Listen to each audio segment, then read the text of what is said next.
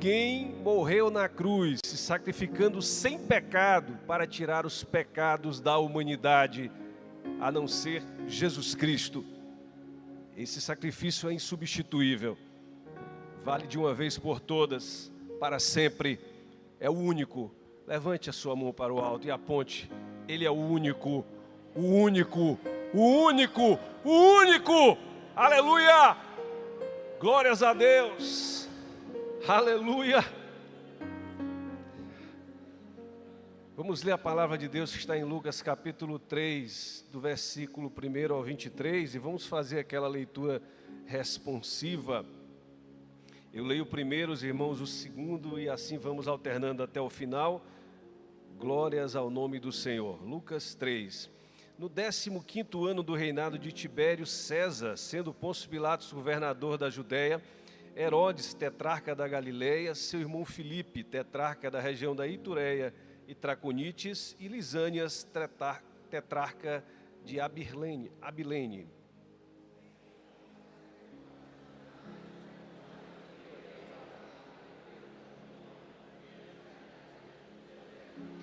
Ele percorreu toda a circunvizinhança do Jordão, pregando o batismo de arrependimento para a remissão de pecados.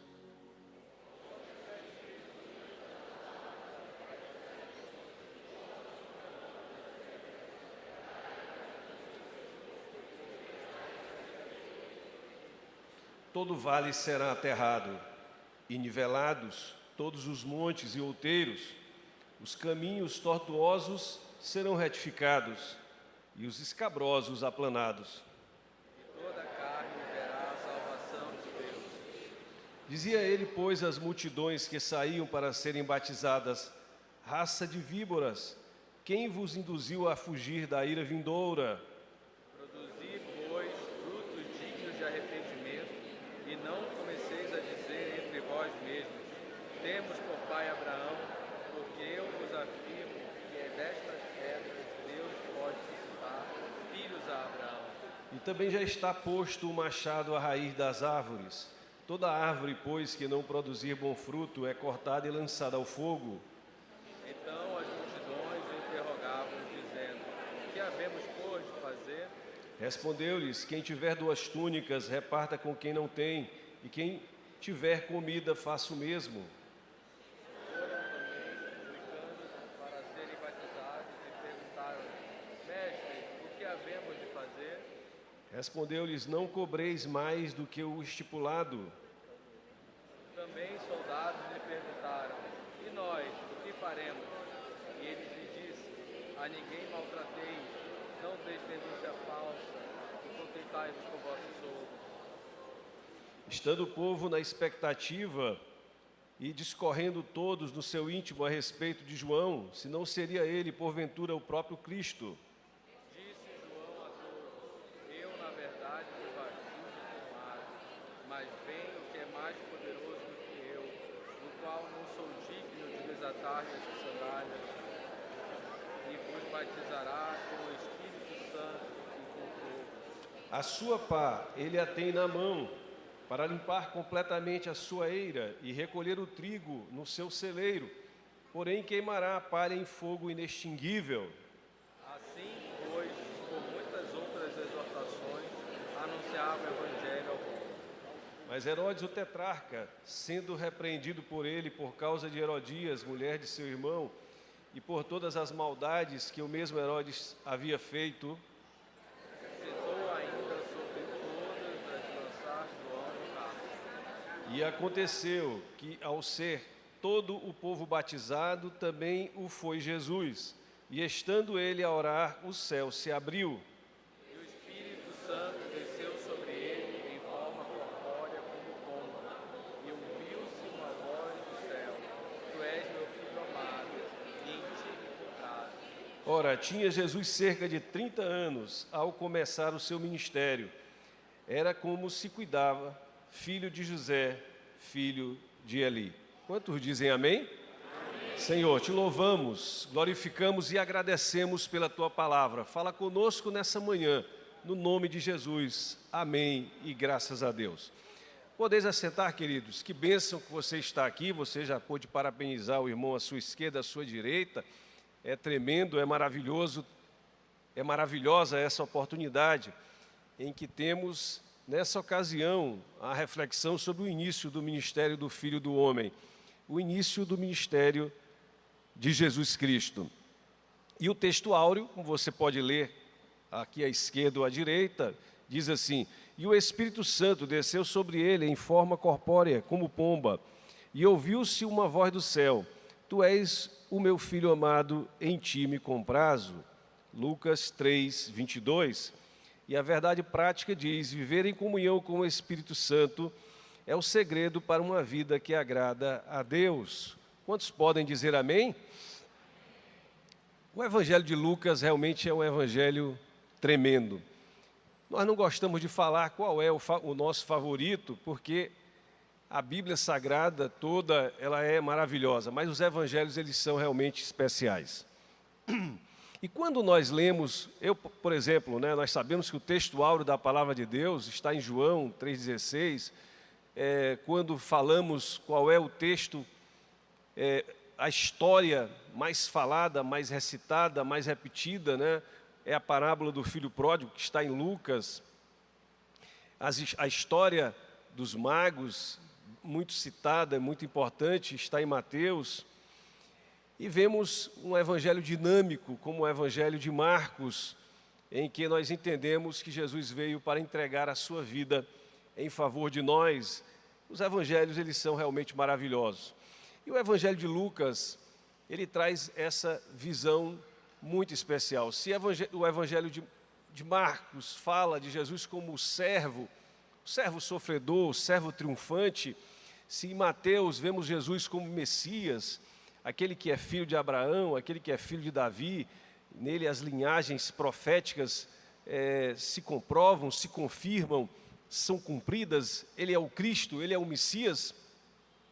Se em João vemos Jesus bem caracterizado como o Filho de Deus, aqui em Lucas, Jesus é o Filho do Homem.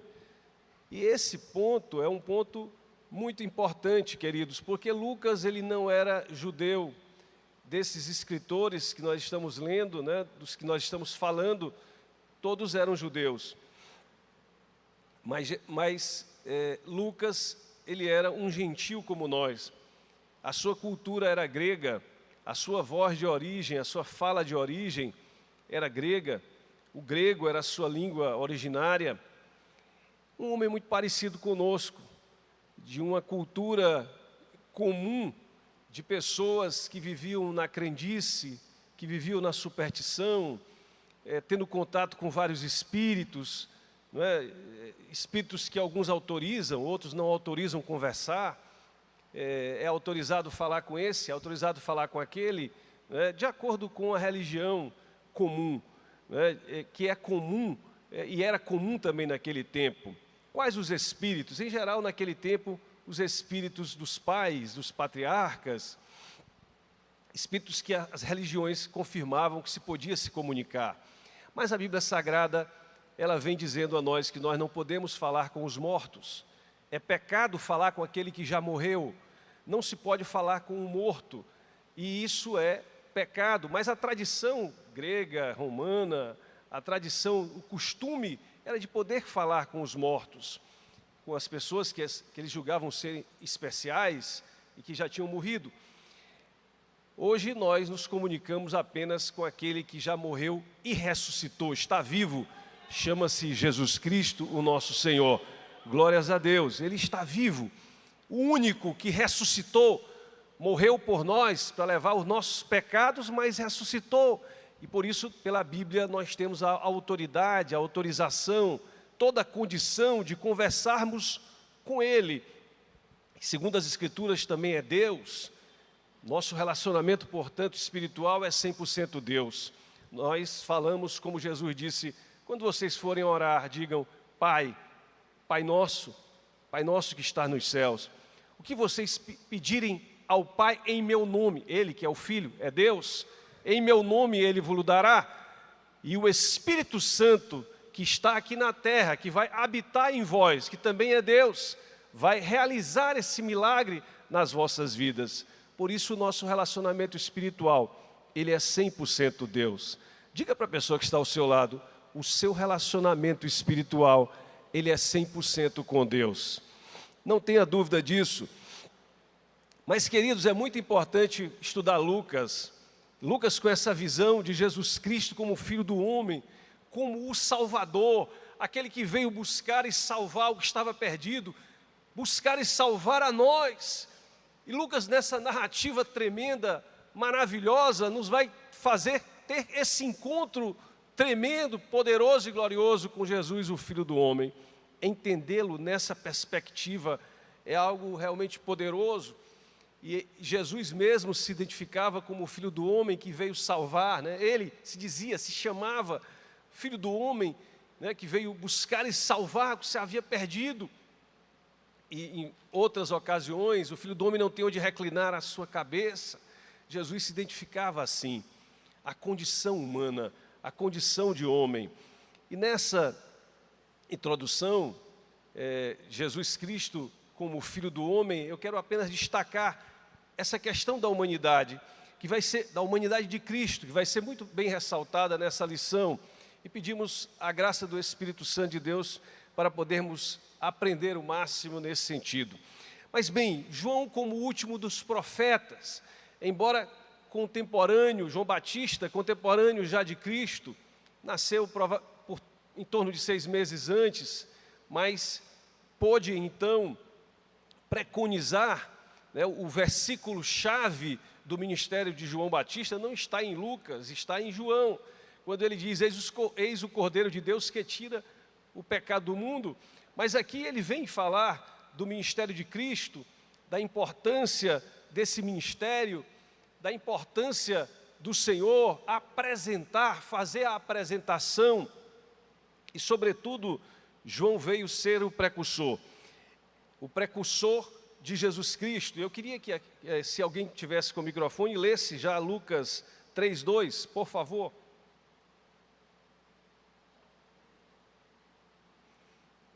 Lucas 3:2 diz assim, sendo sumos sacerdotes Anás e Caifás, veio a palavra de Deus a João, filho de Zacarias, no deserto.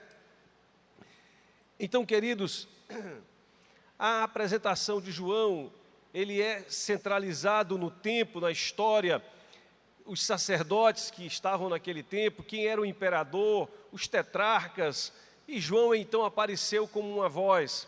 Não que a voz profética tivesse totalmente extinta, nós vemos Zacarias, o pai de João, recebendo a profecia sobre Cristo, sobre João Batista. Nós vemos o próprio Simeão, sendo usado por Deus como um profeta sobre Jesus Cristo, vemos a profetisa Ana. Então essas vozes proféticas eram vozes proféticas, mas não uma voz para todo o povo, como aconteceu com João, já nesse momento, fechando, vamos dizer assim, o capítulo da história da antiga aliança, e que já começando a nova, porque ele foi contemporâneo de Cristo, ele morreu, Cristo já tinha iniciado o seu ministério. Mas João Batista vem, então, trazendo essa mensagem de preparação. E ela fala muito aos nossos corações. Um homem sem títulos, um homem que viveu a vida toda no deserto, excluído das benesses da cidade, da sociedade, se preparando para aquele ministério tremendo, à semelhança do profeta Elias, com esse espírito, com essa autoridade na palavra, porque essa era a autoridade que havia sobre a vida de João, falando a palavra de Deus, como ele falou, e as pessoas sendo impactadas nos seus corações. Mas João veio como precursor, e esses versículos que nós lemos, eles são tremendos, falando sobre esse ministério de preparação, nos preparando aquelas pessoas, porque o Messias já estava na terra, e ele trazendo o impacto da sua mensagem, era uma mensagem de arrependimento, uma mensagem para que as pessoas se arrependessem, mas antes, porque é impossível essa obra sem Cristo, sem que as pessoas aceitem a Cristo. João estava dando o seu contributo, dizendo, olha, se preparem, ele está vindo, ele vai começar, ele está aí, em suma, era isso que ele queria dizer. E o seu ministério de preparação, isso é poderoso, porque diz assim, todo vale será aterrado e nivelado todos os montes. Queridos, os vales são buracos, o vazio existencial, o homem e a mulher sem Deus, né? E ao mesmo tempo que ele diz que os montes, os outeiros serão nivelados, pessoas cheias de crendices, de superstições, de falsas religiões, com entulhos na sua vida, na sua alma. E João estava a dizer, vocês que estão vazios, vocês que estão cheios de entulhos, vocês precisam se preparar, o Cordeiro de Deus está chegando, está vindo. E ele continuava, olha, os caminhos tortuosos serão retificados, as vidas cheias de pecados precisam ser corrigidas, precisa haver uma correção completa de rumos. E aí ele dizia, os escabrosos serão aplanados, ou seja, essas profecias, ele, o profeta, já profetizado desde Isaías, estava ali dizendo, viria aquele, está aí, está agora, serão aplanados, ou seja, os pactos escabrosos, com entidades, com potestades malignas, tudo aquilo feito com essas entidades, com esses seres malignos, precisam agora ser rompidos, precisa vir agora um novo plano, um novo mapa, um novo pacto, uma nova aliança, a aliança com o próprio Cristo, que está na terra, que chegou, e a palavra dele era metanoia, arrependimento, que significa, como está bem colocado na lição, mudar de mente, mudar a mente, mudar a trajetória. Meta significa além, noia significa mente, além da mente, ou como nós podemos interpretar, né, acima da mente, depois da mente, ou uma expansão da nossa consciência, algo sobrenatural na vida do homem, além do natural ou além do mental. E essa mudança não é meramente um encontro, um dia, uma hora, uma ocasião. Não, é uma mudança de rota, é uma mudança de rota contínua e sustentada pelo próprio Deus, pelo próprio Espírito Santo.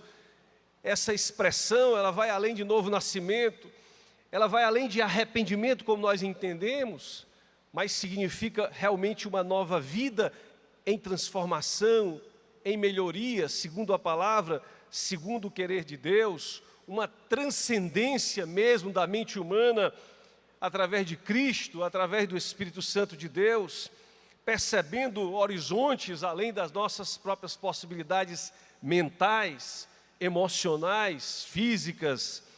E esse é o significado da palavra usada por João quando se fala de arrependimento. Mas ele dava sugestões. As pessoas perguntavam, o que será de nós? O que nós podemos fazer? E ele dava exemplos da mudança de vida de cada um, e foi falando aos publicanos sobre a corrupção, sobre os subornos, sobre as exações, tomar o dinheiro dos outros, falando aos soldados da época, para que eles se contentassem com o seu soldo, para que eles não usassem de violência, não fizessem o mal para as pessoas. Se dirigiu ao rei Herodes e disse, olha, Herodias, tu não podes tê-la, é a mulher do teu irmão, tu vives em incesto. E ele foi lançado então na cadeia, no cárcere, e ele preparava os caminhos do Senhor, ele preparava o caminho de Jesus, e Jesus então veio, apareceu, o Cordeiro de Deus que tira o pecado do mundo, e a sua mensagem foi cumprida. Os resultados da sua pregação foi exatamente preparar o coração de muitos. Basta nós olharmos que os dois primeiros discípulos de Jesus vieram exatamente de João, e André, um deles, levou Pedro, logo em seguida também a Cristo.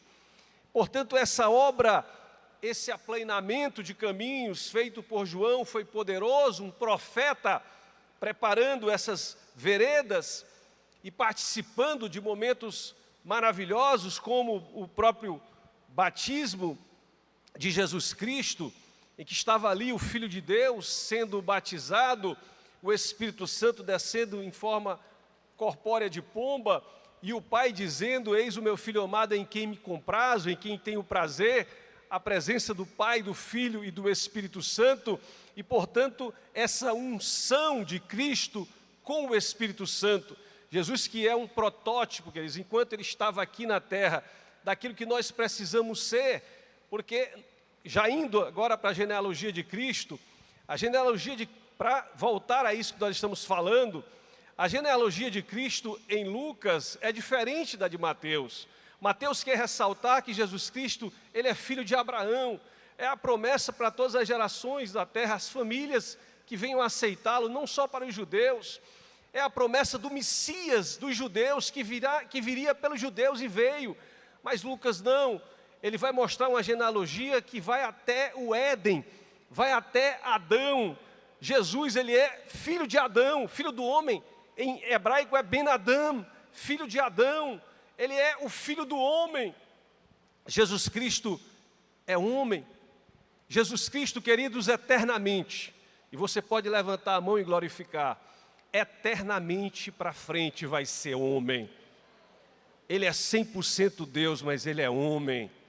Ele é um homem e ele precisava vir, porque ele tinha que fazer a obra que o primeiro Adão não fez. E essa obra não é uma obra para anjo, não é uma obra para um animal. Hoje de manhã cedo nós estávamos ouvindo aqui pastor Daniel Rael explicando sobre isso maravilhosamente. Era uma obra para um homem fazer. E Jesus Cristo então veio como um homem para realizar a obra que o primeiro Adão não pôde realizar. Jesus Cristo então realizou, indo para o sacrifício, sem pecado, até o fim sem pecado, mesmo sujeito às mesmas tentações que nós estamos sujeitos. Ele então, ungido pelo Espírito Santo, e aí está o protótipo completo do crente, salvo em Cristo Jesus e cheio do Espírito Santo, indo em frente para realizar essa obra, porque não tem como nós realizarmos essa obra sem termos Cristo, sem termos o Espírito Santo, sem termos essa unção sobre as nossas vidas. E assim a humanidade de Cristo, o Filho do homem, mostra tudo o que Ele fez. É aquele momento em que os magos em Mateus chegam e apresentam a mirra, representando que Cristo, Ele iria dar a sua vida, o seu sacrifício em favor de todos nós, para perdoar os nossos pecados. Ele sem pecado, na cruz do Calvário, sendo sacrificado, o ápice da história da humanidade, o momento mais importante da história, porque todas as outras promessas se cumpriram em razão da morte de Cristo na cruz do Calvário, sem pecado, sacrifício aceito, como consequência a ressurreição ao terceiro dia, a subida aos céus, sentando à direita do Pai como homem. O homem está nos céus, Jesus Cristo nos representa já nos céus, agora, nesse instante, e é por isso que nós somos corpo de Cristo, porque o seu corpo é o nosso corpo representado na glória e na eternidade para sempre. E o Espírito Santo desceu, depois que Jesus subiu, e veio então para ungir a sua igreja, e nós vivemos com Cristo no coração, e cheios do Espírito Santo, e assim nós podemos levar essa obra à frente. Jesus inicia então o seu ministério, a sua humanidade, a humanidade do Filho do Homem é aqui destacada nessa genealogia, que nós não vamos explorar por uma questão de tempo, mas você pode ler, que leva a Jesus Cristo até Adão, o filho de Adão, o filho do homem, trazendo para nós essa humanização. Ele que se fez homem, foi levado então para ser tentado no deserto. Adão no Éden não resistiu à tentação. Adão no jardim, cheio das benesses, não resistiu à tentação. Mas Jesus Cristo, o segundo Adão, o filho do homem, ele foi levado ao deserto, e nas condições mais inóspitas possíveis, em uma situação de total adversidade, ele conseguiu resistir a toda a tentação. Ele realmente se caracterizou ali como filho de Deus, como Deus quer. E assim, estava ratificado, confirmado o seu ministério. O Filho do Homem, agora identificado totalmente como o Filho de Deus, para realizar essa obra em favor de todos nós. E ele inicia, sai dali do deserto e parte para então ao seu ministério público, que é o período em que Jesus Cristo irá realizar prodígios e maravilhas, e milagres, curas, pregar a sua palavra bem definida no Evangelho de Mateus, onde nós vamos encontrar os 5 grandes discursos de Jesus, o Pentateuco do Novo Testamento, e lá nós vamos ver toda essa pregação, todos esses ensinamentos bíblicos dados por Cristo em favor de nós, e ao mesmo tempo a vida, o ministério público de realização de prodígios, de milagres e de maravilhas debaixo da unção do Espírito Santo, muito bem focado também no Evangelho de Lucas, em que as pessoas elas estavam com o Espírito Santo sobre elas, em momentos foram cheias do Espírito Santo, e os exemplos são muitos, não é? João Batista, já no ventre da sua mãe, Maria, Jesus, Isabel, Zacarias, Simeão, todas essas pessoas tiveram essas experiências tremendas e falaram algo poderoso, sentiram algo poderoso e fizeram algo poderoso, e Jesus precisou do Espírito Santo de Deus. Levante a sua mão e diga: eu preciso do Espírito Santo de Deus. Jesus precisou, Jesus foi ungido, Jesus foi cheio do Espírito Santo, e Jesus seguiu o seu ministério então fazendo esses milagres. A começar, Lucas, por uma questão de ensinamento, de foco, ele traz esse texto que está no capítulo 4, do versículo 14 a 30, para esse momento. Claro que não está seguindo uma ordem cronológica, né? Se você for examinar nas Escrituras, Lucas capítulo 4, 14 a seguir, você vai ver em Mateus lá no capítulo 13, a história de Jesus em Nazaré. Você vai ver em Marcos já no capítulo 6, né, que é um evangelho bem dinâmico, curto.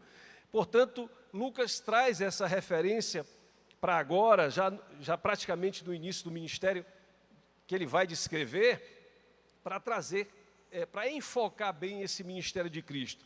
Claro que ele mesmo explica, Lucas 4, 14 e 15 diz assim: então Jesus, no poder do Espírito, regressou para a Galileia, e a sua fama correu por toda a circunvizinhança.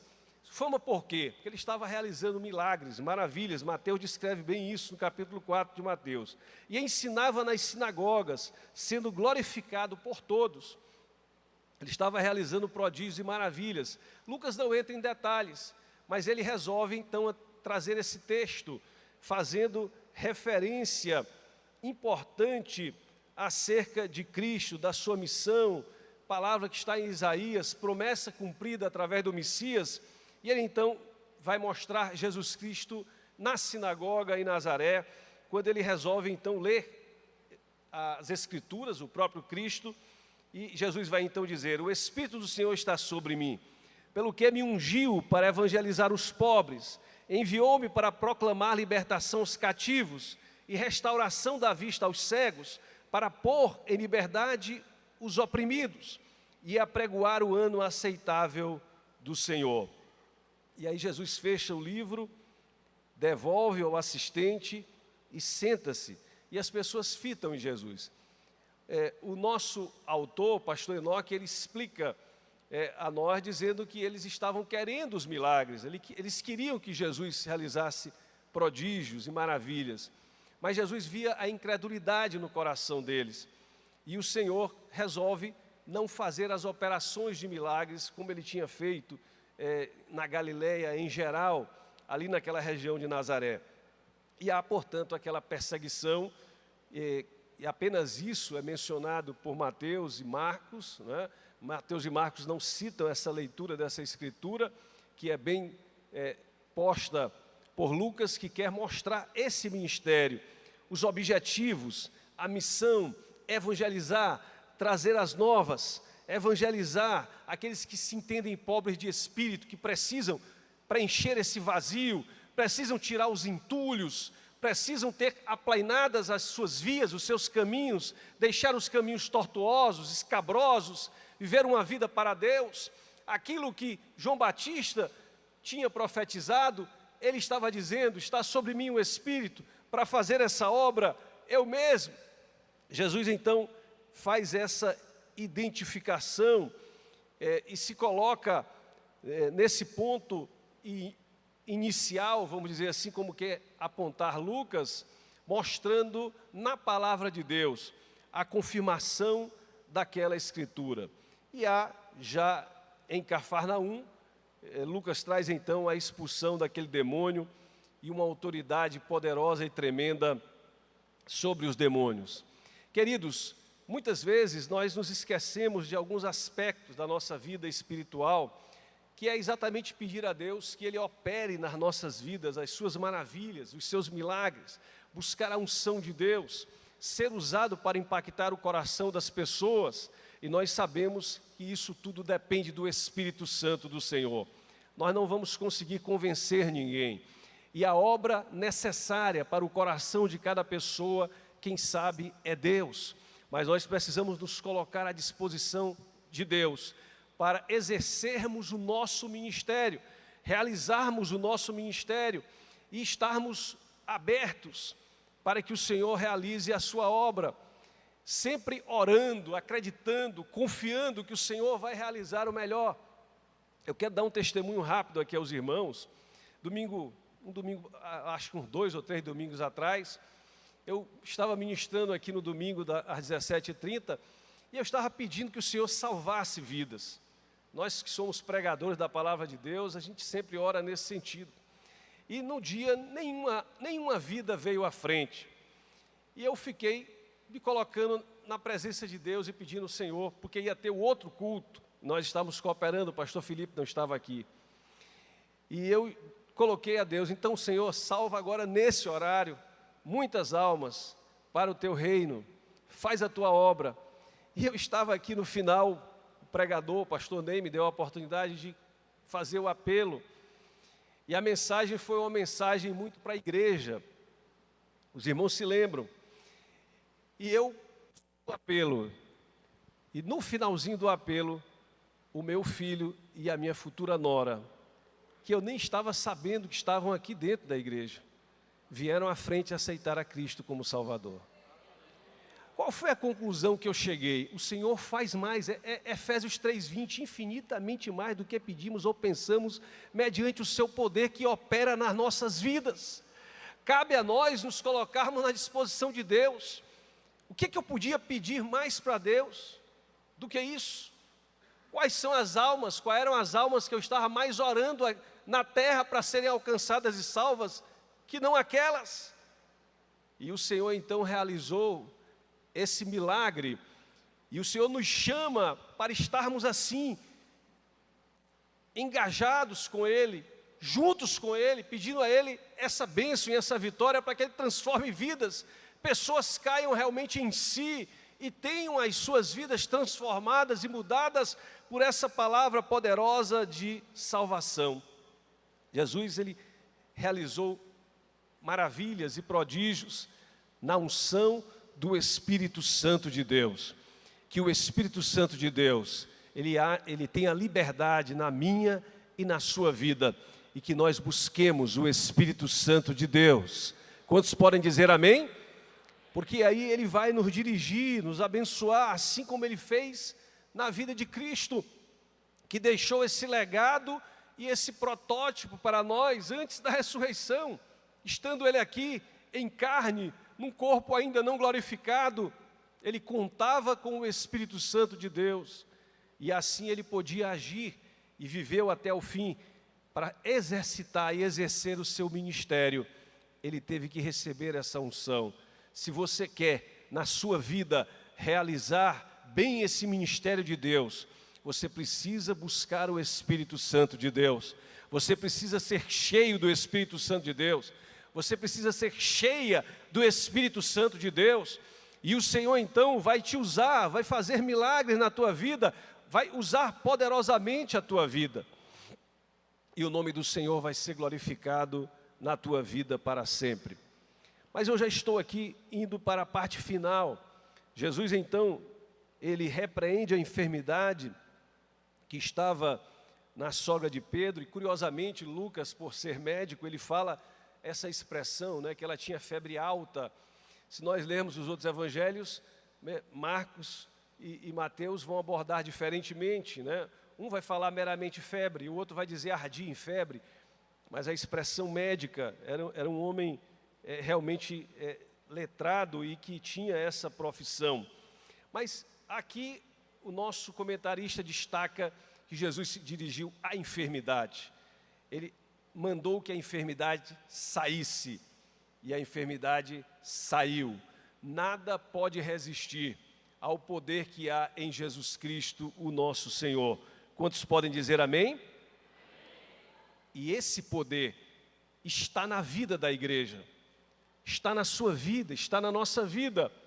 Nós precisamos então crer, acreditar, e o Senhor irá nos dar a vitória. Em razão desses milagres, a fama do Senhor Jesus passou da Síria, regiões muito distantes, e as pessoas corriam para onde estava Jesus Cristo, para onde estava aquele poder. Essa referência que está em 4:40, né, as pessoas, Lucas 4:40, as pessoas traziam seus enfermos aos pés de Jesus.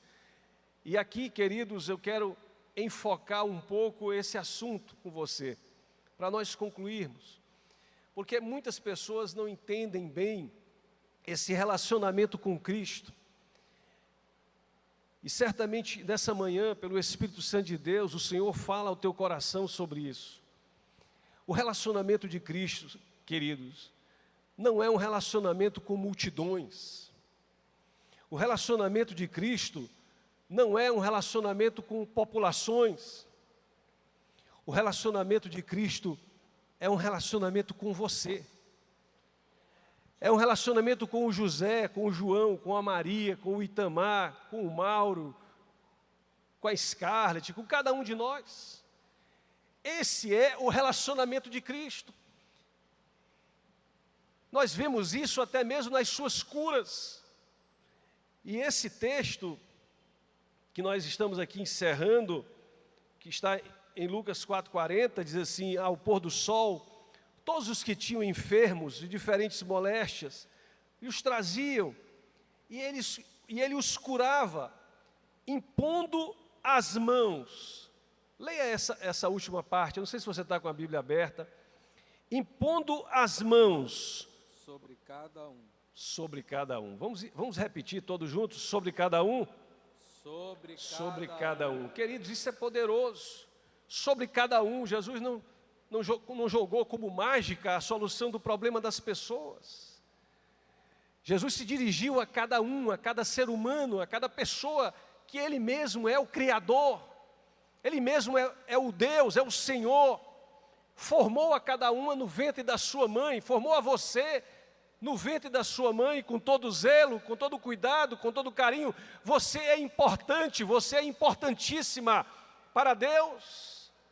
Você é importante, você é importantíssima para Ele. Ele é o teu Criador, o teu Senhor. Ele quer se relacionar contigo. E quando Ele impunha as mãos, Ele punha sobre cada um. Eu fico imaginando milhares de pessoas, centenas de pessoas. Ele é onipotente, onisciente, onipresente. João Batista não é. João, o apóstolo, não é. Pedro não é. Nenhum dos santos é. Eles todos morreram e estão aguardando a ressurreição. O único que é onipotente, onisciente e onipresente é Jesus Cristo. Mas mesmo Ele tendo todo esse poder, toda essa ciência, todo esse conhecimento do inteiro do teu coração, Ele quer um relacionamento contigo, com a tua pessoa. O Filho do homem, o Deus humanizado, Ele quer ter essa relação contigo. É aquele relacionamento pessoal, queridos, que o homem vai dizer se quer ou não. Quando Judas chegou e o beijou, ele disse: amigo. As portas estavam abertas. Era a palavra para o arrependimento, para a mudança, para a transformação. Quando Pedro o estava a negar, o seu olhar cruzou-se com o olhar de Pedro, um olhar pessoal, um olhar de quem ama, um olhar que é suficiente.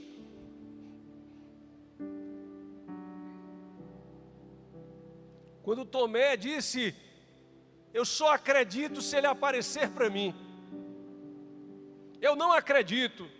Todos estão dizendo, todos viram Tomé, todos os outros 10 viram. Eu não acredito, só se ele aparecer para mim.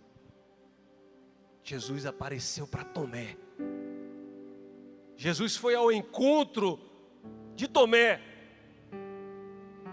porque Tomé é importante, você é importante.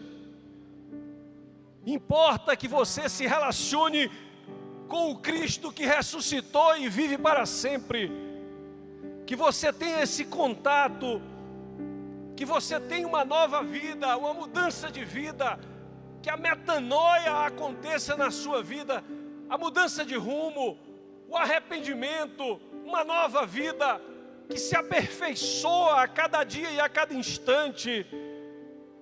Ele está olhando, Ele olha para todos nós, e na completude desse Deus está um Pai que está lá no céu, lá no paraíso, e que nós podemos ouvir a voz de Cristo na sua frase favorita.